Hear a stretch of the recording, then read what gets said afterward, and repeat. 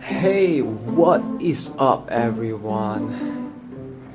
Oof, beautiful day today.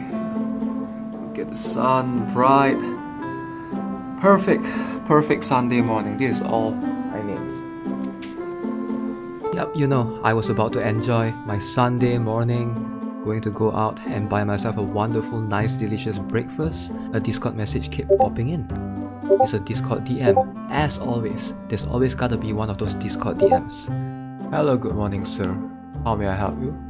Hi, Guitar Rock. I've been your follower for a while on YouTube. I have a little question.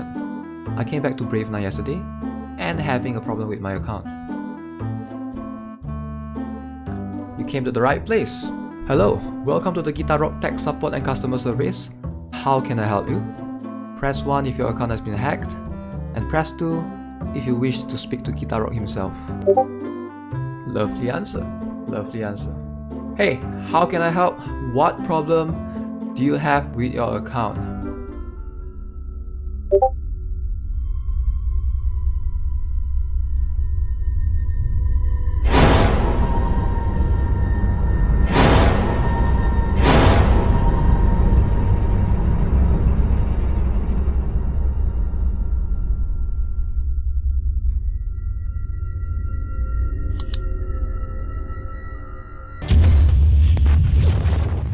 Alright, so I know a lot of you guys have this question. You have been asking me all over. I've seen it on Facebook, on Discord, in the YouTube comment section. Sometimes you come to my Twitch live stream and you ask, very similar questions. Alright, different variation, same question throughout is, hey, is this plus Ledakrad good enough? Is this plus Grand good enough with this plus Ledakrad etc? I can't even tell who's legitimately asking this question. Who's trolling? I don't know. There's just too many questions, too many variations. So this video, hopefully, in this video, we're gonna answer that. Alright, once and for all. So, Ledakrad, I recently plus 15 mine. Okay, so as you can see, my Ledakrad is plus 15. I've already said this before on my live stream. Just listen to what I said right here, alright? Now listen, when you invest in a unit, a legendary, right? You invest in either Slain or you invest in Ledakrad, you gotta look at them in a few areas, in a few aspects of things, because you want to invest in a character that you can use everywhere, right? Why is it bad to invest in Refitia right now? Because Refitia is only good in campaign. Refitia is not good in arena. She can be used in world boss. She's not good in underground. Underground arena is a mix. She can be used there. She's not that good in guild wars. So you have to think in this context where you have to cover as many areas as you can.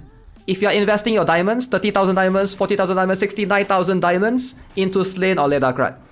If you look at Slain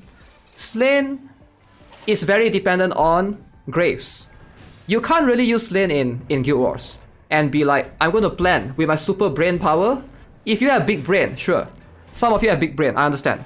You have twice the size of my brain, which is fine. If you have big brain, if you have big spell cards, whatever shit, Slain can be used in Guild Wars. But in most cases, in situation like in Underground Arena, in Guild Wars, I don't think he has practical usage, right?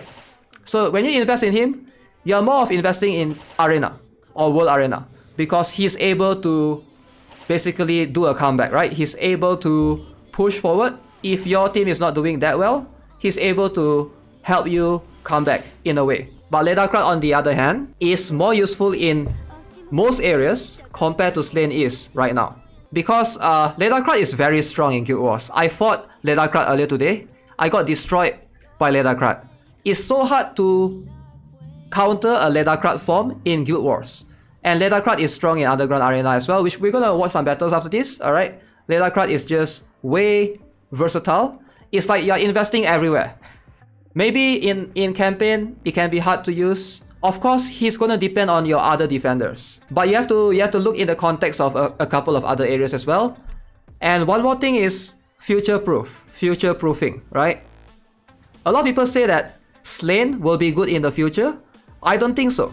If you follow the meta of any gacha games, I'm sure all of you play a couple of gacha games, right? Some of you played Ark Knights. Some of you played some hentai gacha games, I don't know. Some of you played 7 Deadly Sins Grand Cross. Some of you played FGO. There's a lot of FGO fanatics in the chat, I'm sure. Some of you play Genshin. Alright, some of you follow my channel, you play Genshin. If you play any gacha games before, you know warriors, DPS characters, they tend to get replaced more often than supporters and defenders. It's just how it works. It's easier to replace warriors, DPS characters compared to any other roles. In Brave Knight it's the same. We have Alec, we have Vals, we have Slain. Watch all these three get replaced. If you want a safe investment in this game, Brave Knight, alright? Supporter, best investment. Seoa, Venaka, they will be strong for a long time. So you have to think it in the context of future-proofing. When you compare Slain and Ledakrad, there's no way Slain is more future-proof than Ledakrad. Because Ledakrad will be strong when there are more defenders released in the future. For sure. Right? Arwen is waiting to be reworked. We have Vermont. Everybody has build fetish like me. Vermont is going to get reworked. He's going to be so OP. He's going to have 4 skills before battle. You can use Vermont. So yeah, this is something that you have to consider. There's still a lot of defenders to come that will help improve Ledakrad. So you have to take that into consideration. These two things is something that's very important. You have to look past just which units is better for you. Sometimes you have to look at it in a way that how gacha games work in general. Zhongli defender still in meta. Diluc overshadowed by Ganyu and Eula. True. So as you guys can see, yes, I think Ledakrad is the character that should be worth investing. The question though is, like, not everyone has the same units, and Ledakrad is a very unique one. Ledakrad needs other defenders. He needs other defenders to work well with, and if you don't have these other defenders that he can synergize well with, I've already make it in a video. Alright, please go and check that video out. I'll link it in the description below or something. Like which defenders pairs well with Ledakrad and why. So if you don't have these defenders listed here at high skill level, most likely your Ledakrad is not going to be as efficient as other Ledakrads that you're fighting in the battle. So yeah, you guys have to know, like from this question, how do you know what plus Ledakrad is enough, right? At the end of the day, it really depends on your benchmark, okay? So I've said this yesterday or I think 2 days ago. It's situations like this that can make you lose a battle, alright? A lot of you guys ask me, hey, I can only plus 12 a Ledakrad. Is it worth it, right? And the answer is, it really depends, because in this situation right here, you can see enemy has a plus 15. Mine is a plus 13, which is why enemy sort of outlasted me. But I still won this, luckily. But there are situations where there's only your Ledakrad and enemy's Ledakrad, and because enemy's one is plus 15, yours is plus 12, yours will end up dying to extinction first, and hence causing you to lose battle. And in situations like that, you're gonna say, of course, Ledakrad plus this and plus that is not worth it, right? Which is why, like I mentioned, it brings back us to this question, which is very case-to-case kind of question depending on the battles, right? And there's no way to answer this sort of question in my opinion. Whether your Ledakrad is enough skill level is going to be as strong as you are in your current league. Now I'm in Grandmaster, from Master to Grandmaster. Now, before this my Ledakrad was plus 12. Alright, my Ledakrad was literally plus 12, and I have difficulty fighting other Ledakrads at plus 15. Because in Master and Grandmaster rank, there are a lot of Ledakrad plus 15, and there are a lot of situations where it's your Ledakrad versus their Ledakrad. These two are the last person standing.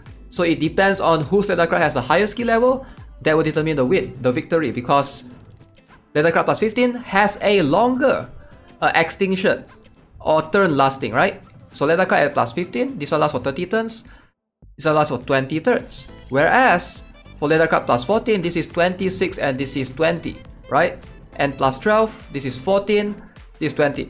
So if your Ledakrad is plus 12 and you fight enemies Ledakrad that is plus 15, obviously yours is going to lose in the long run in the average battle. So obviously you want to plus 15 your Ledakrad. But that also depends on your other characters as well. It also depends on Grand, for example.